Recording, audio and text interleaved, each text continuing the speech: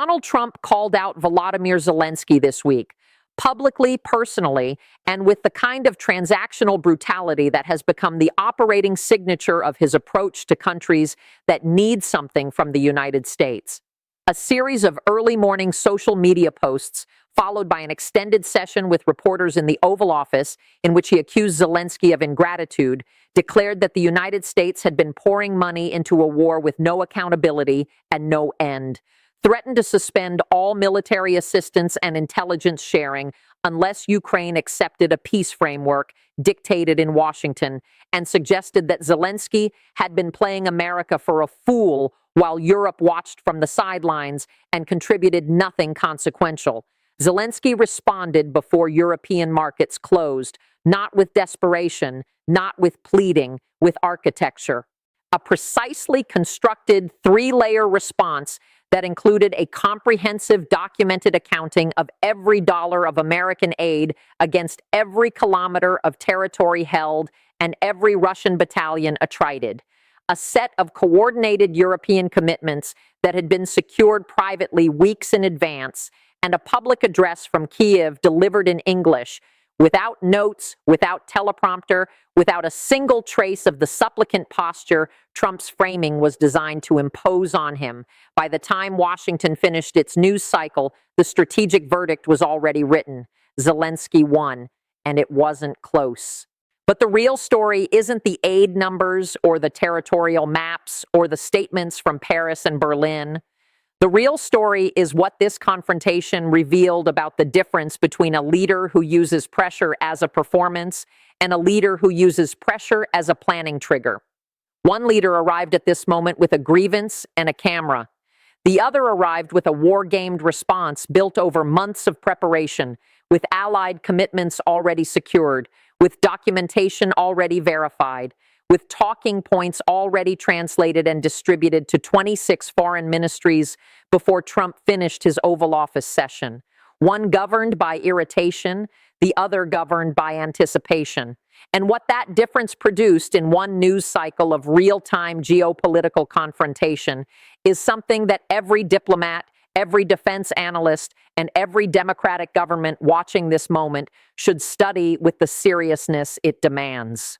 Ian Bremmer's assessment of this exchange was the most direct commentary on strategic asymmetry in a crisis that he has offered in the entire span of this war. What he said about the distance between leaders who perform strength and leaders who build it, and what that gap costs an alliance in credibility, cohesion, and long-term deterrence, is something everyone watching this needs to hear. Subscribe now. Here is how it actually unfolded. At 5:30 in the morning Eastern Time, a briefing package prepared by the Ukrainian government's diplomatic coordination team was quietly transmitted to the foreign ministries of the United Kingdom, France, Germany, Poland, and the 3 Baltic states. The package contained Ukraine's updated battlefield accountability documentation, a 17-page summary linking each tranche of American military assistance to specific verified operational outcomes, including enemy vehicle destruction rates, artillery suppression metrics, and infantry engagement ratios. It was a document that had been building for 8 months, methodical, sourced, cross-referenced against open-source intelligence assessments from 3 independent European defense institutes. Then Zelensky gave an interview to a British broadsheet that was published simultaneously online in 6 languages. In that interview, he said 5 sentences that redefined the terms of the entire day's confrontation before it began. Every dollar the United States has invested in Ukraine's defense has returned to American industry through procurement contracts, to American security through the attrition of Russian military capacity, and to American credibility through the demonstration that its commitments mean something. We do not come to Washington asking for charity. We come as a partner whose survival serves interests that Washington itself identified as vital. We have the documentation. We are prepared to share it. Strategic clarity, documented returns on investment. The language was calibrated to preempt the ingratitude narrative before Trump could finish building it. But Trump read it the way Trump reads everything that challenges his framing. He heard, "You owe us." and he responded the way he always responds to that. At 6:45 in the morning, the posts began. 8 posts in 65 minutes, each one compounding the aggression of the last. The first accused Zelensky of treating the American taxpayer as a blank check with no obligations attached. The second declared that $60 billion had gone into Ukraine with no accounting, no oversight, and no results that justified the investment to a single American family struggling with its own bills. The third threatened an immediate suspension of all military assistance, pending a full audit that his own Office of Management and Budget had not been asked to design, had not been briefed on, and could not have produced on any timeline relevant to the battlefield.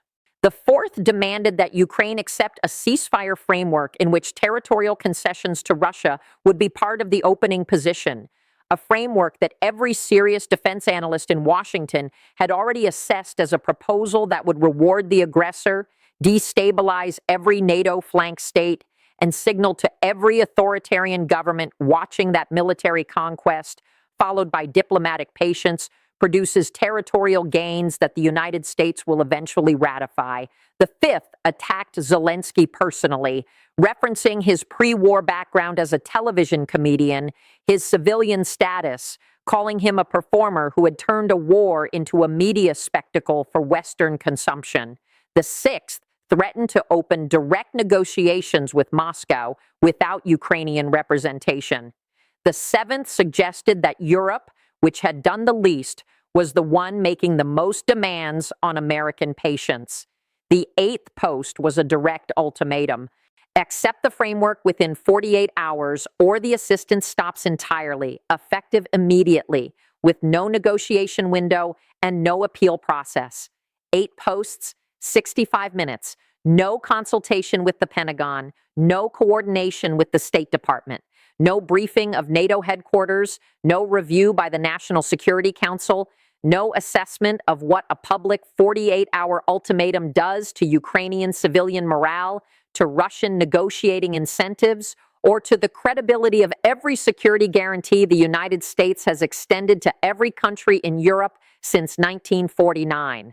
At 9 in the morning Washington time, Trump held the Oval Office session with reporters and amplified every post with 4 specific commitments that his own national security advisor reportedly learned about from a news alert on his phone while sitting 60 feet away in the West Wing. A complete suspension of military assistance pending audit, an end to intelligence sharing until Ukraine agreed to the ceasefire framework in principle, a direct outreach to the Kremlin for bilateral discussions on a settlement timeline, and a formal review of all financial commitments made under previous administrations' Ukraine support packages. 4 commitments made on camera, broadcast to Moscow in real time, where they would be read as exactly what they were, an invitation to hold firm and wait for Washington to fracture the alliance from the inside. A senior Pentagon official, visible at the edge of the camera frame, reportedly stepped out of the room before the session ended. The trap had been constructed. Trump had engineered it himself. The question was whether Kiev had seen it coming. The answer was already in motion. The response arrived at 3:15 in the afternoon, Brussels time. Zelensky said nothing publicly for 4 hours after the Oval Office session concluded. American commentators read the silence as paralysis, as evidence that the Ukrainian government had been genuinely caught off guard, that Zelensky had no answer for an ultimatum this direct, that the pressure campaign had worked. They were reading the silence with exactly the wrong interpretive framework. Zelensky wasn't deliberating. He was executing. The response architecture had been constructed 10 weeks earlier. One of 3 contingency protocols his diplomatic team had designed for specific categories of American pressure, ranging from aid conditionality to direct negotiation threats to public ultimatums with hard deadlines. The 4-hour window was not hesitation, it was sequencing, confirming that the Allied statements from London, Warsaw, Paris, Berlin, and Vilnius were finalized, legally reviewed, and cleared for simultaneous release. verifying that the documentation package had been received and authenticated by each foreign ministry's intelligence liaison, and timing the address from Kyiv to land at a moment when American markets were at peak volatility and European prime ministers were still available for the coordinated press engagement that would follow. The silence wasn't weakness, it was precision. At 11:30 Eastern, Zelensky delivered a 25-minute address from the presidential compound in Kyiv. He stood without notes. He spoke directly to camera. He did not raise his voice once. He did not mention Trump by name. He did not perform grievance or desperation. He dismantled each of the 4 commitments with sourced, specific, independently verifiable analysis, delivered with the measured authority of a man who had been standing in the same building while missiles fell outside its windows and who had decided, apparently some time ago, that the only useful response to pressure is preparation. On the accountability question, Zelensky's team released simultaneously a forensic financial and military accountability document prepared in collaboration with 3 European defense audit agencies that tracked every major tranche of American assistance to verified battlefield outcomes. The document had been developed over 8 months. It showed with precision that no post hoc attack could credibly dispute that American military assistance had directly contributed to the destruction or disablement of over 4,000 pieces of Russian armored equipment, the attrition of more than 30 Russian battalion tactical groups below combat effectiveness, and the prevention of a Russian breakthrough to Kyiv that NATO's own planning scenarios had assessed at the start of the war as achievable within 72 hours. The document did not argue that the investment had been perfect. It argued that the alternative, a Russian-controlled Ukraine with a land bridge to Moldova and a border with Poland, would have cost the United States a defense posture realignment in Europe valued by the Pentagon's own estimates at over $400 billion over 10 years. The audit was not a response to the president's demand. It was a preemptive answer to a question the team had known for months was coming, because predictable opponents ask predictable questions. That was layer 1. It won the argument. Layer 2 was designed not to win arguments, but to demonstrate that Ukraine was not negotiating from isolation. At 11:45 Eastern, while Zelensky was still speaking, the governments of the United Kingdom, France, Germany, Poland, Estonia, Latvia, and Lithuania released coordinated statements. Not sympathetic statements, not expressions of concern, operational commitments. The United Kingdom announced an immediate acceleration of its own bilateral military support package valued at £2.3 billion, effective before the American audit process could conclude.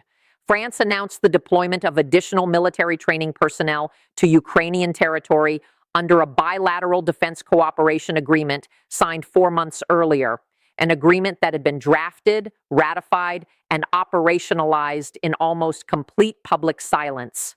Germany announced the release of a previously withheld package of long-range precision systems, citing a parliamentary authorization that had cleared committee 3 weeks prior, timed for release at a moment of American pressure to demonstrate that the transatlantic support architecture had redundancy built into it.